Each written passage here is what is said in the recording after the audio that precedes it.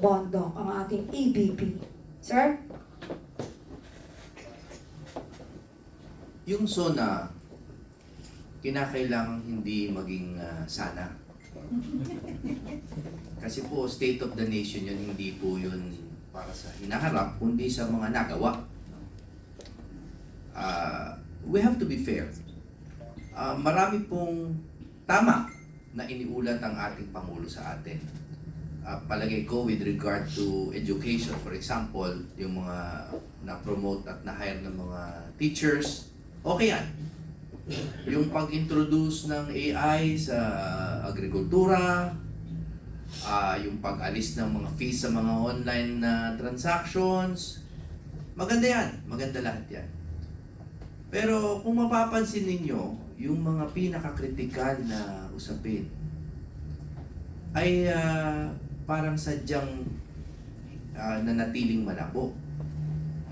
Halimbawa, wala po siyang binanggit na mabigat ukol sa kanyang pinsan na si Romualdez. Alam ko ang reaksyon ng iba hindi raw siya pangulo ng kanyang pamilya, etc. Pero hindi pa rin malinaw kung talagang kakasuhan na ba talaga itong si Romualdez o hindi. Dahil pwede namang linawin na lang, sabihin na talaga kung talagang kakasuhan na siya. At hindi lang po si Romualdez, kundi yung mga kontraktor na nandun sa harapan niya nung araw na yun. So walang binanggit na malinaw ukol doon. Pangalawa, hindi niya rin in-address yung mga senador na hinuhuli. Kasi kung meron siyang pagtutol o kaya hindi siya sang-ayon doon sa nangyayari na yun or hindi siya kasabwat doon, dapat may binanggit siya ukol kay Bato, kay Marcoleta, kahit si kaila Defensor at yung mga namimintong kaso kaila Alan Cayetano, etc. Meron din siyang mga hindi binanggit ukol sa matagal na pinag-uusapan ng mga legislated wage hike, which by the way I have reservation about that, no? Pero hindi niya binanggit. Mabibigat po yung mga usapin na yan. At finally, hindi ko gusto yung isinusubo sa atin basta-basta yung Pax-Silica. No, hindi ko po talaga gusto yun. Dahil po yung Pax-Silica is not a treaty. Hindi po yan treaty, hindi yan tratado. At sana hindi mawala ang atensyon nyo dahil importante ito. Yung Pax-Silica po, hindi natin kailangan alamin yan. Kaya nga si BP hindi niya inaalam, di ba? Hindi niya inaalam yan kasi ang Pax-Silica is simply a business proposal. Ang akala ng iba, yung Pax-Silica ay isang simpleng pagtutulungang ekonomiya ukol sa AI. Ang hindi po alam ng iba na potentially yung Pax-Silica could be perceived by some of our Asian neighbors as an economic alliance against them.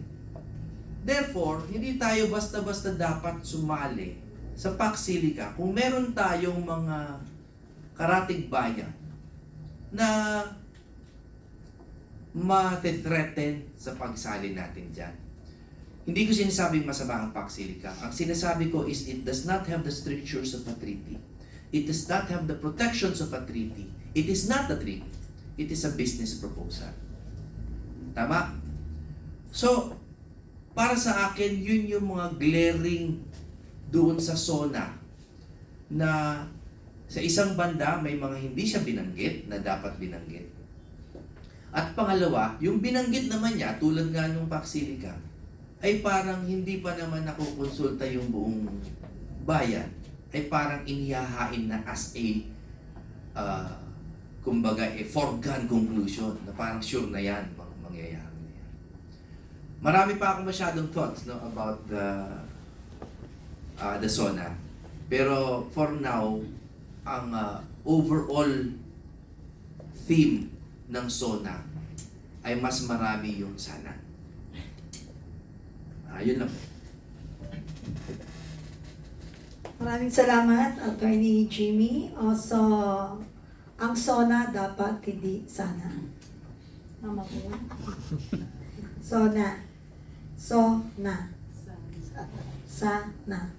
Kaya nga dapat ang ating pong paninindigan ay makinig sa mga pangako at mga nilalatag. Ngunit sana totoo. Tama ba yan? But anyway, ngayon naman po, para kay Attorney Yvette Contacto, actually, ang nasagot na ni Ka Jimmy, at sabihin ko pala dapat kay Ka Jimmy, bilang EBP or EBP, ano ba ang posisyon ng EBP office sa mga prioridad ng SONA? Pero mas malinaw yung paglatag niya na ang SONA dapat hindi po sana. So hindi naman nila in-spell yung SONA ng sana. Buti naman, baka in-AI din niya. Alam niyo mga kababayan, maraming nakakatawa na mga usapin na mga naririnig tayo sa mga nilalatag sa kaliwat kanan. Pero ngayon na po ang dating ng mga usapin sa kaliwat kanan, hindi na po nakatutuwa, nakakakilabot. Kasi ang lagi na lang biktima dito, ang mga Pilipino umaasa sa makatotohanang solusyon sa mga problemang kinakaharap ng ating bayan. At ngayon, Attorney Yvette, ano po ba yung dapat bantayan natin sa legal at governance po ngayon? At this stage kasi, this is already the 5th SONA, no? ng ating Pangulo, no? Isa na lang. Isa na lang. Pero, itong pang-5 kasi na to, dapat nag-build up na no? Yung mga gains, anuman yung mga naging accomplishments ng current administration. Yun, personally, yun ang hinahanap ko. 5 years na po natin silang sinusweldohan. Ano ang resibo? Yun ang inaantay natin. But ang lumalabas, ang naging report na naging tanyag as their accomplishments, number 1, in terms sa education, meron na daw pong lapel na microphone sa mga teachers. And if you will care to look at the budget, aabot ho yung lapel na yon up to almost $500 million worth, no? For almost 800,000 teachers po yata, 800,000 pieces. And yet, walang document supporting that. Yun ba talaga ay nakaabot? But it was reported as an achievement. Second, ano yung isang pinagmalaki? Etong pagkukulture ng enoki mushrooms. Enoki mushrooms. Ganon ka simple. Hindi varied yung economic reforms para masustain yung livelihood ng ating mga kababayan except for this small sector ng pagre-raise ng enoki mushrooms. And also yung yung country. yung Naging mushroom country. Naging mushroom country tayo. 1 peso terminal fees, yung single electric ferry, borrowed rocket, no? Masyadong maliit, and then hindi naglarawan paano na build up yung 5 years na nandito sila nakaupo. That one to me speaks about governance, no? When you do not have the numbers to show to the Filipino people, you come up with this these small things na hina-highlight mo on your SONA. We're expecting greater things from our president, being the father of the family. Nagkulangan po ako in terms of governance, ano ang state ng ating law and order? Meron po ba kayong nadinig? Kasi I stand corrected, no? Kung meron po kayong nadinig. That one, hindi ko po gaano, especially yung mga, in light of what has been happening in our country, no?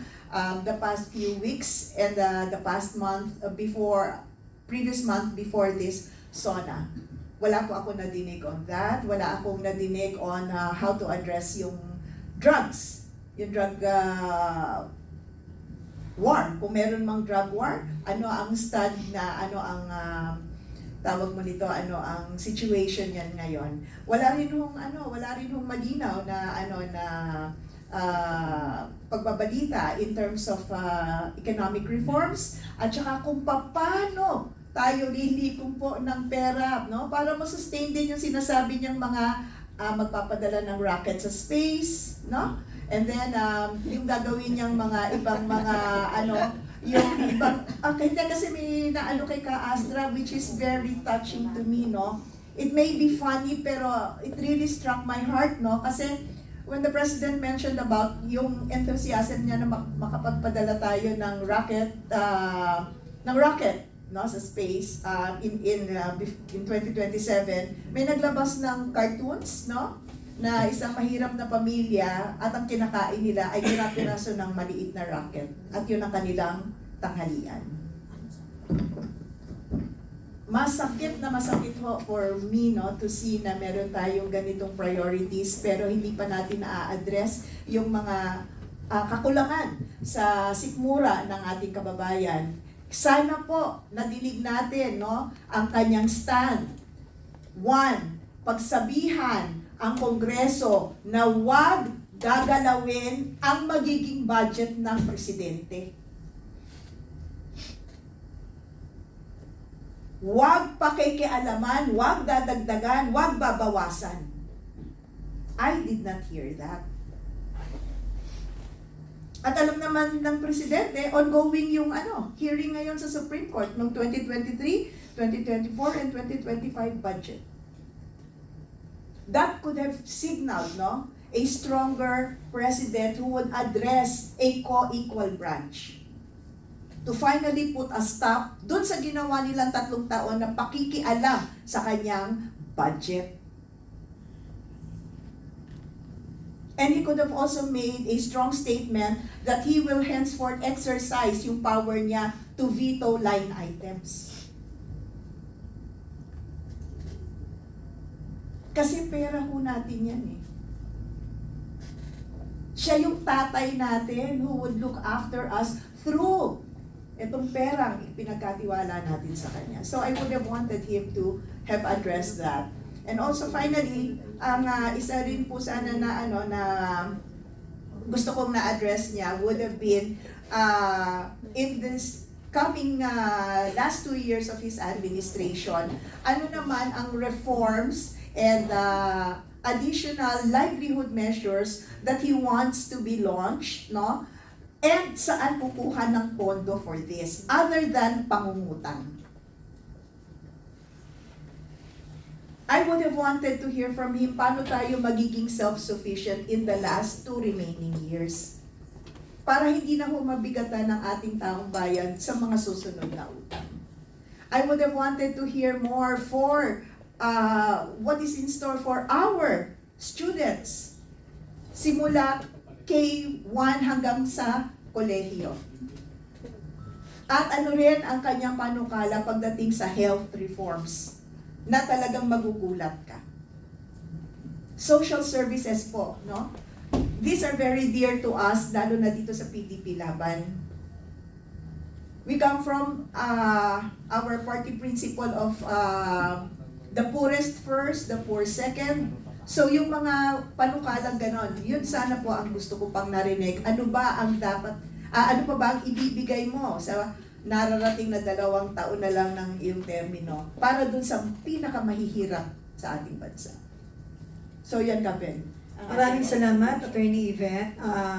Masyadong daman-daman namin ang iyong nararamdaman. Parang, lalaban tayo, hindi tayo susuko. Tuloy-tuloy lang to. At ngayon naman po, ibalik natin ang mikropono upang magkaroon naman ng pagkakataong makasagot si Ka Astra.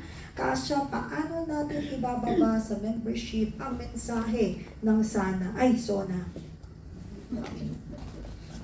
Hihiramin ko yung salita ni Attorney Topacio, yung ating deputy spokesperson. Hindi ito sana. Ang dineliver kahapon ay isang kasonangalingan. Oh, di ba? Kasonangalingan. Ang dami kong nilistang kasonangalingan dito. Oh, number 1, sinabi niya na available at ready yung 20 pesos na bigas. Uy, bumalik na naman tayo sa 20 pesos na bigas. Uy, BBM, di kaya yata pumunta sa mga kadiwa mo, walang mga available na 20 pesos na bigas. At kung magko-compute ka in the remaining 2 years na magbibigay ka ng 20 pesos na bigas, kung ano yung ano nito, equivalency nito in Philippine peso. So, isa na tong kaso ng alingan, ano? Wala pong 20 pesos. Kung meron man, may bukbok na 20 pesos. Ayan! Pangalawa, sabi niya, muntik ng mabulsa na pera. Napigilan daw yung muntik ng mabulsa na pera. Uy, hindi kasi ninyo binulsa yung, yung pera. Minaleta-maleta nyo. Ang ipapasakay nyo na sa racket. Doon kayo magtatayo sa sa space, no? Kasi hindi nila madala sa ibang bansa yung pera ngayon eh. Kaya doon na lang, ira-racket na lang. Nakakatawa ka naman. Ang dami na ngang nawalang pera tapos sasabihin mong muntik lang, muntik-muntikan. O, di ba? Grabe yung sinungaling. Ano ba tong number 3 ko dito? Yung systems loss daw. Ako, I would like to give my salute to Senator Marcoleta, no? Kasi siya talaga itong naglumalaban tungkol sa pagbaba ng kuryente. Ngayon, inagaw ni BBM. And by the way, happy birthday to Senator Rodante Marcoleta. Kakaiba man yung pag-celebrate mo ng birthday ngayon kasi nasa kulungan ka, pero nais kitang saluduhan especially sa paglalaban mo about sa pagbaba ng kuryente. Pero nakakatawa kasi generic masyado yung kanyang sinabi na tatanggalin na natin yung systems loss, yung IVAT. Tapos, nakita niyo ba yung interview ni DOE Secretary Garin? Sobrang hirap-hirap siya mag-explain kung paano niya i-explain paano gagawin yung pagbaba ng IVAT at saka ng systems loss. Tapos ang sinabi ni Garin, ang bababaan lang daw, syempre kasi galing ako sa Department of Energy, di ba? Ang bababaan lang daw na IVAT ay yung covered under systems loss. So, di ba, kung hindi ba naman ito kasunangalingan na you are over-promising something which is not doable para sa mga mo, at syempre, paano kayo maglalabi itong mga kuryente, sigurado ako yung mga oligarchs, kaya palakpakan yung mga congressman doon, kasi baka may lobby money. Baka lang hindi ko kayo hinuhusgahan kaagad para hindi matupad yung kasi di ba anong sabi ni Lian Libiste, kailangan babaan nyo yon ng 10%. So, is that doable? Is that doable siya? Pero kaya nyo bang banggain yung mga oligarkiya na siyang nagkokontrol sa ating langis at sa ating kuryente at sa ating tubig? Grabe na tong no? Pang-apat na kasunangalingan sa 2027 daw, lilipad na yung rocket. Hindi pa nga natapos yung train doon sa Mindanao. Hindi pa nga natapos yung train doon sa ilalim ng lupa. Train natin, yung sa Bicol, yung subway natin, hindi pa nga natapos. Tapos, in 1 year's time, you can launch already a rocket. Ang galing talagang lumipad sa alapaap ng ating presidente. Nasa alapaap! Ang lakas ng asarin mo. Ano pa yung kaso ng ngalingan? Kasi ito, itatanong ko to sa ating mga, sa ating mga abogado din mamaya. Kasi, sabi niya doon, nag-address siya, di ba? One of the things that you should do first before calling the joint session in order ay ensure that there is a quorum. Oo, walang quorum yung Senado kahapon. Binoykot siya ng majority of the senators kasi 13 yung wala. Ibawas na natin yung tatlong nasa kulungan at nasa bundok. Oo, di ba? So 10 pa yung wala. So 11 lang yung pumunta. It can only be called a joint session if both houses are in quorum. So kahapon, ang may quorum lamang ay ang Kongreso. So walang quorum ang kaya yung dalawang abogado dapat magano. Can it be called a joint session? And can the SONA delivered by the President be accepted in the records of the Senate, considering na hindi naman nag-constitute ang Senate during the joint session? What was only constituted was the House of Representatives. So, ano yon? Session iyon ng House of Representatives, hindi yon joint session, para klaro tayo. At pang-anim na kaso ng ngalingan, kasi nga hirap na hirap silang mag-explain kung anong gagawin. Kasi in the past, no, kay Tatay Digong, except for 1 year lang of the whole 6 years niya, nagta-turn over siya on the day of the SONA ng National Expenditure Program. Parang hindi ko napansin. Walang net na tinurn over kahapon. So, ibig sabihin, hindi handa ang administrasyon. Nagyayabang ka ng racket. Yung net nga, hindi mo na turn over kahapon. Anong klaseng administrasyon ito? 2 taon na lang yung, pamumuno mo, pero hindi ka nakapag-turn over at naging transparent ngayon. What is going to be your 2026 budget? Diba? Kasi dapat na mabusisi na natin ngayon pa lamang. Kasi nabalitaan ko, may ibabalik daw silang parte ng ng budget sa 2026. Babantayan ko kayo kasi meron akong narinig. May flood control na naman kayo at meron pa kayong unprogrammed funds. Bantay kayo ha sa 2026 budget. Ayan po, mga pasabog. 2026 o 2027? Ay, 2027 budget. 2026 pala tayo ngayon. So, the National Expenditure Program was not yet turned over the other day, no? During the kaso ng ngalingan that was conducted. Kaso ng ngalingan talaga yun kasi walang quorum eh.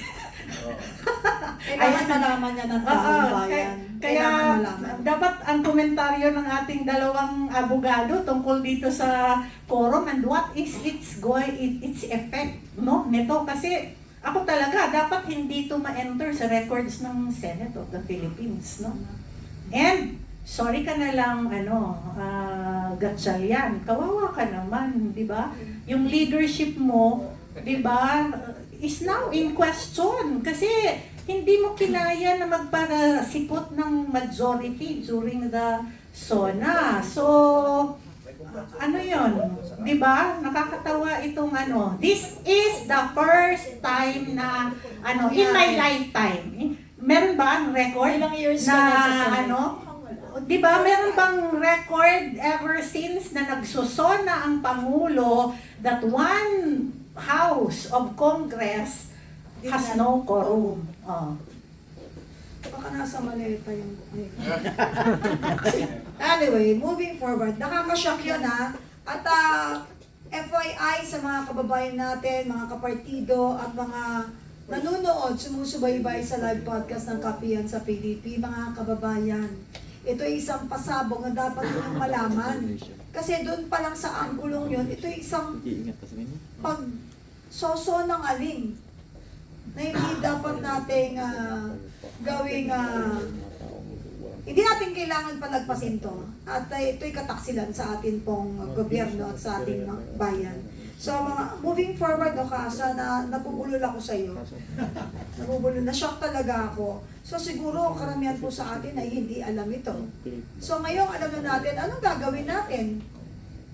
Kaya, sa NCR, paano natin gagawing relevant ang PDP? Lalo na ngayon. Ngayon pa lang, dito pa lang, nagsusunangaling na. Ibalik natin sa usaping mga pangangailangan natin sa araw-araw, mga kababayan natin naghihigahos. Sa NCR, paano natin gagawing relevant ang PDP pagdating sa trabaho, sa presyo at serbisyo na siyang talagang pumipilay sa ating lahat sa kahirapan. Tatanungin ko po muli, isa-isa lang, pwede ba 1 minute para ma-discuss natin yung iba pa na kailangan mailatag natin sa publiko, sa ating mga kababayan. Unahin ko na po muli ang ating ABP, Jimmy Bondok, please. Paano natin gagawing relevant ang PDP sa trabaho, sa presyo at serbisyo?